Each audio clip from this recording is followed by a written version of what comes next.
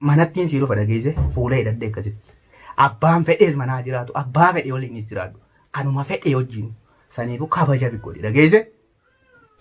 Assalamu alaikum warahmatullahi wabarakatuh. Asham argahone hordoftoota fi kabajamtoota kan jirra jirtu isin jechaan nagee qabdan alhamdulillah rabbil alamin an nagayaan qaba niin jira miti arallee jirummo borullee nin jiraadha kaleessallee nin jiraadha arallee nin jiraadha kalee niin dhoome malee numaan jira jechuudha. Eenyu fi marudhufe viidiyoo kana faaxee fi marudhufe jiruuti yegarsiisu akkasii silaayisiin kalee najjeefte dhooyitee lafa na hambiste alhamdulillah rabbil alamin rabbiin mana maan taa'e lafa na hambisne khayyatiin jira takkanaati daawwattootaa fi kabajamtoota kiyya salaamtaa gaafa dubbisa. Assalamu alaikum warahmatullahi wabarakatuh. Uummata Oromoo kan biyya keessa jirtan kan biyya alaa jirtan bakkuma jirtanitti nagaa rabbii lafuma isin jirtanitti nagaa rabbii isiniif haa baay'atu.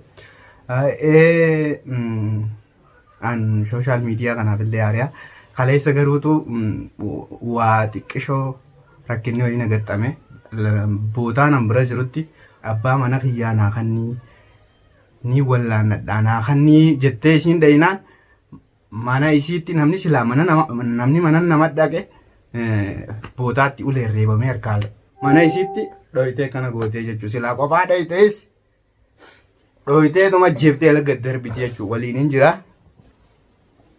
Taakasiiti Oromoo wanni kanaatu garuutu silaa isiin intala dhalaa taate malee silaa kadhiirtii ichi jiraattee harkatti ilaaltu taate takkaattaa jechuudha. Saniifuu wanni kanaa gaarii miti faate wallaa isi taate malee silaa ilmi dhiiraa tokko si bira jiraate kalee siifi nama saniis waliin dachitti garagalchee deema. Maaliifuu na beekte eenyuus akkaan ta'e asirraa miidiyaa kanarraa kaleessa gizeen isii waliin dhufu yoon firraa fuula firraa bane na beekta maal akka ati isii tanarratti hojjettu laaluufin fuula hidhadhee dhaqee jechuudha. Ati silaa an waliin jiraachuu baadhees ajjeefteeti dalagaa ni darbate. Maali waan biraata akkas hin gaafanne abbaa mana isiitti si gaafatte abbaa ilmoo isii si gaafatte tuwwaan nama dhoyisisu saniifuu nama mana kee dhufe mana keetti tubte akkana jechuun saree qe'ee fi nama nyaattu jechuudha. Silaa bakka bira intala taate bakka biraatti yoo isii tanarraa dhimma qabaatte mana ishii kanatti kottu naa gabbaye boota akkanaatiin jira koon naa gabbaye jettee isii dha'uu dandeessi. Garuutu nama mana kee dhufe kabajaadhaaf dhufe abbaa mana isiitiif dhufe deemnarraa jettee gocha akkasiirra raawwatte jechuudha. Silaa qophaadha ta'es akkasumaa jechuudha. Garuutu intala dhalaa dheheenaan jaan jeetiin si dhiise malee gizeessan dhehee gidaaratti si maxxansu wallaallee dhageesse. Ana kakalee isa hojii jiru fuula kana dhageesse beekaatiin fuula hidhadhe malee if kabaji akka intala nama. Abbaan fedhees haa beeku abbaan fedhees hin beekin kana booda if kabaji isiidhaaf abbaa mana siiti an Abrahaamis ni beeka Abrahaamis saa beekicha dhageesse. Maali gizee intala namoota dhalaa jidhalate gizee namni tokko irratti gochiin taane raawwatu dhiibbaan hin taane raawwatamu caljee laaluu gonkumaa hin danda'u. Abrahaam abbaa mana siiti. Lafa feetettis wallaannatu dandeessi dhageesse abbaa ilmoo isiiti akkasitti hubadhu saniifuu if kabaju yoo if kabajuu baatte nama kabajaa maluuf kabajaa kanniif dhageesse namni mana nama dhufe kabajaaf si dhufe. Egaa daawwattootaa fi kabajamtoota kiyyaa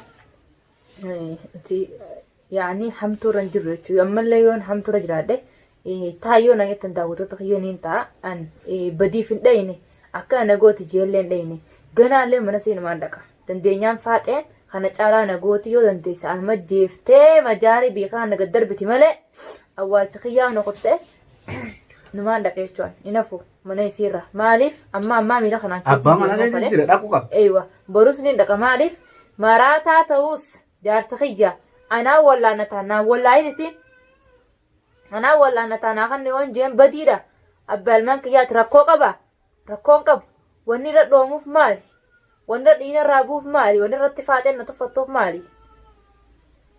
Nama saniifuu nama hordoftootaa fi uummata Oromoo karaa sagaleen teenya tun viidiyoon keenya kun bira ga'u nama mana ifii dhufe abbaa mana fiitii jecha ni wallaanadhaa jee dhage obboleettiis taate akka feetees taate dhahuun akkuma aadaa Oromootti nuti kun aadaa qabna seera qabna.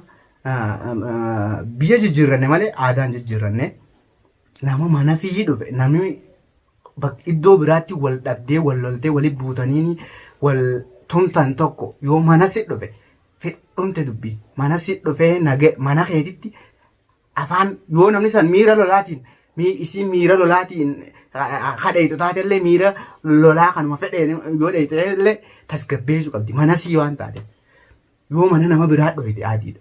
Anamma dhagaye amma burus madheena siif galee ni dhayne feenommaa madheena feen boosu dhayne yoo na faatee dhaqee akka isin na dhooyte kanatti rabbii jana baase miknaanni isin jana baasu kaatee sanuu naaf hin galle.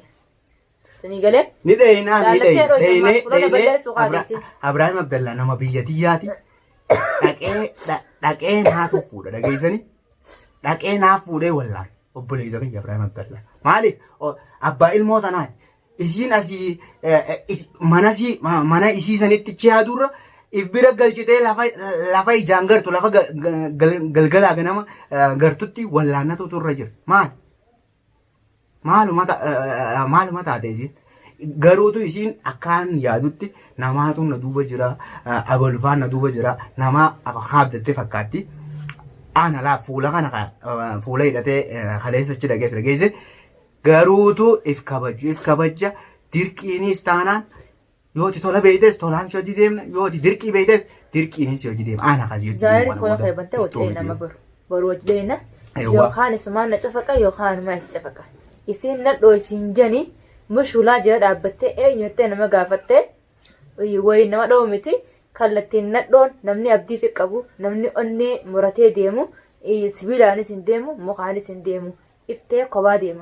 Daawwattootaa fi kabajamtoota kiyya na dagachiisteetiin eenyuttee ol deebitee aneennaan sagalee tiyya beennaan ol deebitee waa fudhattee na dhooyte malee an na dagachiisteeti malee faaxeen na dhoojee sammuu tiyyattillee hin himne.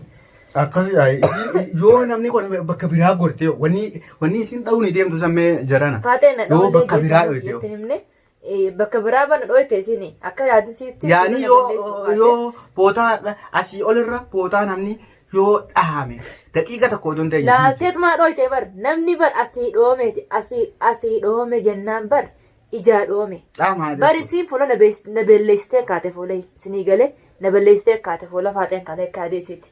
Bas na ballee fuulaa mitiiti yoo jina keessaa baastee an wayin eeggadhu wanaa waan takkan eeggadhu alhamdulillah rabbil alamin jaarsaniin qaba ilmaanni qaba wayin eeggadhu sitti fakkaatin. Iftuun nama baala geestin fakkaateen heerumee obboleessuma kee kanaan si jibbisiisee akkas jibbu akka zarii teessan jibbu isa godhee if harka deebisee isaa wajjin jiraadha malee iftuu kabiraatii wajjin jira hawwii qabaayii mataa isii basheessee ija isii beeksee fuula isii balleessee fannyaa isii cabsee isii dhamaasee lafa kaayattee yoo karoora sammuu isaa qabtaate. Atiin nadhoodha ichiratti si wallaalle jechuudha. Sirraan ka horadhallee hin jiru. Laakiin qasban anni akkanattiin dirqittiin akkana dhufee jaarti kiyya maraataa ta'us bal'aa ta'us naafa ta'us naaf ta'a. Dhufeetti si biraa fuudha anaa wallaanate jechuun badii ni qabdi daawwattoota. Anaa wallaanataa jaarti kiyya mara keessatti akka galuun jira. Dirqamni isiin obboleessa isiitti gurbaan kun ibbiratti manatti dhorkituuf maali? Jaarti qabe yoo jaartiin qabaanne haala wasaalaan aadi ibbira keessee obboleessa isii wallaanachuuf rakkoon qabu. Ammoo laakiin anniin jira hin duune jaartiin isaa niin jira manaan jira. Itti dhaqe kabajaan itti dhaqe maal abbaa isiitiif wanni ulaa rabbaatee dha dhooytuuf. Dhiibbaa ajaa'ibaa ta'e hordoftoota keenya silaallee hordoftoota keenya silaanillee hin dubbadhu dhiibbaa ajaa'ibaa isii tanarratti oofu jira. Isiinis waan akkasii godhuun qabdu. An bas tanaatu na dubbise akka nama tokkootti jechuun na dhaga'ama. Obboleettii dhalaa waliin hin dhaladhe dhageesse. Isiinis obboleettii anis dhalaa wajjin dhaladhe. Saniifuu lafa isiin rakkattetti biraan dhaabbadha. Har'allee kana boodallee anaas hin jee. Saniifuu wanta rakkoon qabu borus ni dhaqa. Inshaallah. Rabbiin nageetti naa bulchu halkan danuu kun amata.